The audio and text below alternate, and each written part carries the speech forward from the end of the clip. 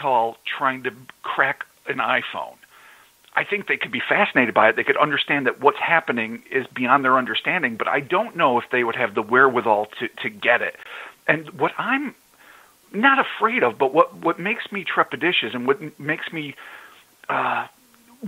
not think that maybe full disclosure is coming is that I think even if they have proof of its existence, if they can't understand it, then they're really going to be, and I mean by they, the government and these kind of black ops organizations that would be in charge of this, they would be very reticent to deal with all of the fallout and panic that might come with disclosure if they really have nothing they can say in terms of defining its origins, their capabilities, and most frightening of all, the intentions of these visitors.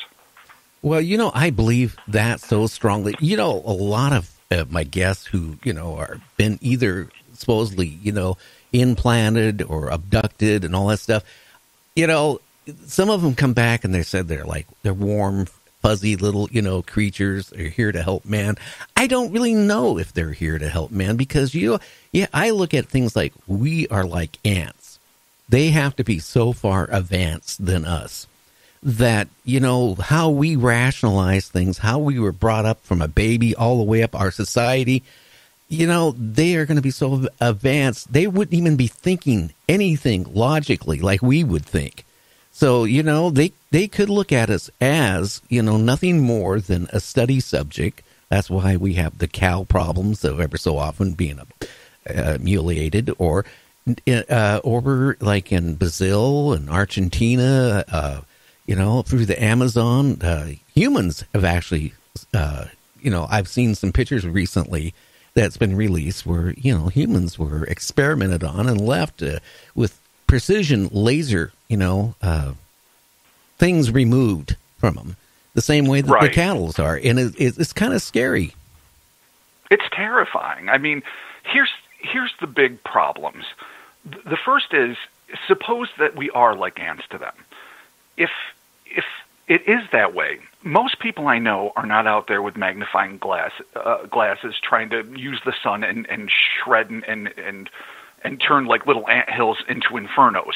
Most people aren't cruel, but they're still oblivious to the ants they're stepping on that just happen to be below their feet while they're on their iPhones or walking to work or doing whatever they're doing in their day-to-day lives. So the fact that they might be so far beyond us, like you were saying, that we aren't really a concern for them is frightening, just because that means that they might not have any level in which they can empathize with us. Assuming, of course, they're capable of empathy as we recognize it. And then there's the conquistador example where, sure, the Spaniards had high technology and they might have been very civilized, highly religious people amongst themselves, but they decimated the populations of South America just by being slightly more technologically advanced. They're not better. They weren't, on a moral high ground. They had no other superiority other than a couple decades, maybe centuries of technology. And they completely wiped out an entire culture. If you consider that any life form out there is anything like us, then we should be very, very worried about making contact with them. Well, I would be kind of worried because, you pointed it right on. You know how we were in like junior high school and we start dissecting frogs and bugs and stuff like that? They I hate to say it, the mutilations with the cattle and humans that's been going on, that's what they might be looking at us the same way as like how we look at, dissecting a frog. I mean, it wouldn't even bother them at all that what they're doing. It's true. And abduction phenomenon is very much, though in a more, I suppose, benevolent way, like when scientists tag animals, when they're really concerned about the population of, say, elk somewhere in Canada or whatever their concerns are, and they're not trying to put an animal in distress, but they do. And they take them and they do medical procedures, then they release them. I mean, if these animals could communicate with each other, it would be almost identical to an alien abduction scenario. And that's not even with nefarious intentions. That's with general goodwill towards the overall population of said, group of fauna. So if that's the best case scenario, and that's still terrifying and violating, and then the worst case scenario is, like you say, the frog, dissections, just for pure cold scientific research that it again isn't even malicious intent, just, that cold academic looking at, lower life forms as something expendable for the sake of knowledge. Either prospect is still pretty frightening. Well, I sure wouldn't want to be the one that's being examined. I'm sure you wouldn't. But, another thing, Peter Davenport, the UFO Reporting Center, I'm sure you heard of him. Yes. And, he actually comes on our host Saturday show every Saturday and gives the reportings of UFOs. He was talking back about a month ago that all of a sudden he started getting reports, Rob, of aliens on the ground, kind of like near campgrounds, kind of like, in the forest area, in weird places. And he all started getting it all across the country. And, I kind of, sat back and kind of listened to it, and he said he's never had those type of reports ever before. Then about, actually a week before he even said that, I had a police officer, a sergeant from one of, Oregon's biggest police departments call me up.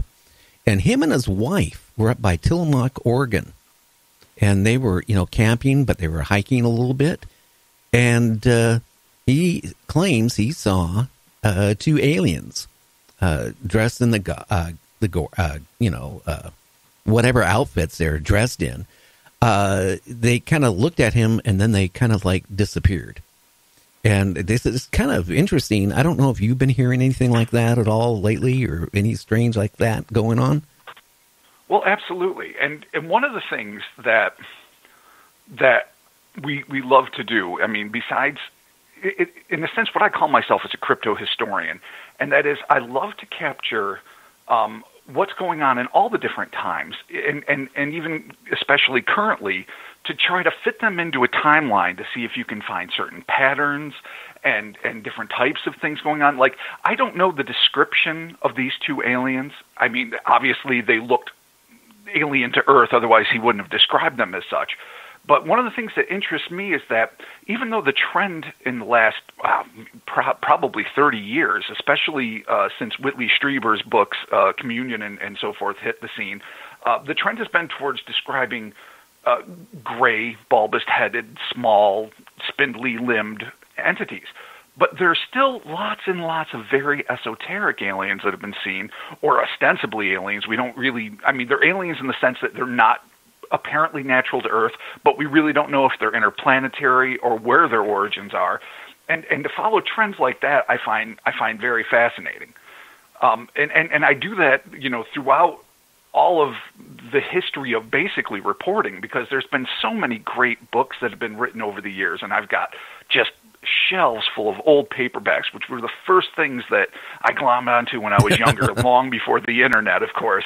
And I kept them all, and I would like put bookmarks in them and correlate them, and then write my own listings year by year. And then there's also like Albert Rosales and a lot of great researchers out there that have done humanoid catalog reports and things. So right now is really a golden time to be fascinated by these things, because so many people have done so much great research, and I feel like I'm just contributing a small part to that.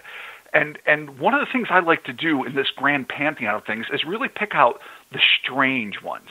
Like, I'm less interested in Greys and Bigfoot and more interested in things like the Enfield Horror or Flipper or weird little things like that. And I don't know if your audience probably is familiar with some of them, but like the Enfield Horror, this was something from, back in 1973, in April of 1973, a small kid named Greg Garrett was playing in his backyard when over his backyard fence hopped a 3-foot-tall, slimy, gray-skinned, 3-legged creature. It had sharp talons at the end of each of its legs, and it had big bloodshot red eyes. And he claimed that the thing started stamping on his feet and shredding his sneakers. He ran inside to tell his parents, a hot mess, just crying, terrified. They came outside, didn't see anything. We're skeptical as parents are wont to be. But then later on that night, across the way, 2 other children, they were McDaniel's family, Henry Jr. and his sister Lil, heard a scratching at the door. They opened it up and saw the same creature. They shut it. They were alone at home because their parents had been out for the evening. This thing tried to get in through the air conditioner. They were terrified. At the last second, when they were just about to call the police and have a complete panic attack, their parents came home. Of course, they were skeptical again, too, until once again they heard a scratching on the door. The father opened it, saw the same creature, went and got his .22 pistol, came back and started shooting at the thing, whereupon it hopped away like a kangaroo. Now, this is just a strange, brief, extraordinary encounter with something that had never been described before, and with the exception of a few other encounters in the next couple days in that same neighborhood, was never seen again. And these are the kinds of really strange, wonderful, weird, and terrifying encounters that I really that really gets my passion up, and that we really tend to focus on in both the Cryptonaut podcast and at cryptopia.us. Well, that sounds really interesting. And you said several people saw it, so that even makes it more interesting. I can say that there is things out there, that we discover on a daily, weekly, monthly basis that we never knew would exist. I mean, look at all the sea creatures that all of a sudden die and wash up on the shore, and they go, oh, my God, that should have been extinct 1 million years ago, or we didn't even know something like that exists. So, I mean, there are things out there, I still think, that, who knows what they are. The oceans are absolutely riddled with undiscovered species. I mean, even the most conservative marine biologist or zoologist would admit that in a heartbeat. In fact, we shouldn't even be called Earth. We should be called Aqua or something. This planet is so much water, as you well know, as all your listeners obviously know. We all live here. We know the deal. We're land-centric because that's our bias. That's how we roll. We're human beings. That's fine. But really, not only is it the surface space, but the depth. It is, and I think not only is it absolutely riddled with unknown species, but probably very large ones, and very likely very, very similar to a lot of those ancient mariners' tales of sea monsters. I think one of the reasons that sea monster sightings are not nearly as common is the big diesel engines, these big, loud machines that have these huge vibrating engines. I think they've frightened these animals away since, the dawn of the super-industrial age and this kind of ability to traverse the oceans with these big engines. When it was all sails and wood and silence, I think people were much more likely when they're going around Cape Horn or wherever they were traveling in these exotic warm locales, even in the North Atlantic, it's not just warm locales, to see these really strange creatures because the ships they were sailing in weren't loud, industrial, clanking nightmares. And they were small. Smaller. Way smaller. Yeah, you're talking a ship that's over 300 feet long versus one, is basically maybe 40, 50 feet long. I mean, 60 feet in some of them, depending on the age you go back. Absolutely. And so I think a lot of these tales, that obviously some of them were misinterpretations of whales and other animals indigenous to the ocean that we know of. But I still think that many of them were based on animals that are simply not that often on the surface, are going to be terrified by modern technology, like I say, the volume of it, the size of it, the smells of it, and plus the ocean, there's just everywhere in the world, literally everywhere in the world to hide. So I think the greatest mysteries on this planet are absolutely beneath the ocean's depths, and I think the better we get with the technology and our ability to explore, I mean, there's new species being discovered there by the dozens every year, but I think it's going to happen more and more often, and we're going to find some things that are really going to blow our minds. Well, I think, too, with Antarctica opening up, there's a major shipping company that said that next year they're going to run their ships through Antarctica before they had to go, around the Cape. And they're looking at how much money they're going to save and how much faster it's going to be. But as Antarctica is breaking up and melting up, down, it's opening up areas we don't know what, sea life was in there. And on top of it, some of these areas that they were finding that there's warm pockets of water underneath that ice. We're talking about warm. And who knows what creatures could be there. And as that breaks up and melts away, who knows where they're going to end up. That's very true. I mean, these isolated pockets, it's sort of like the equivalent of aquatic islands like the Galapagos or any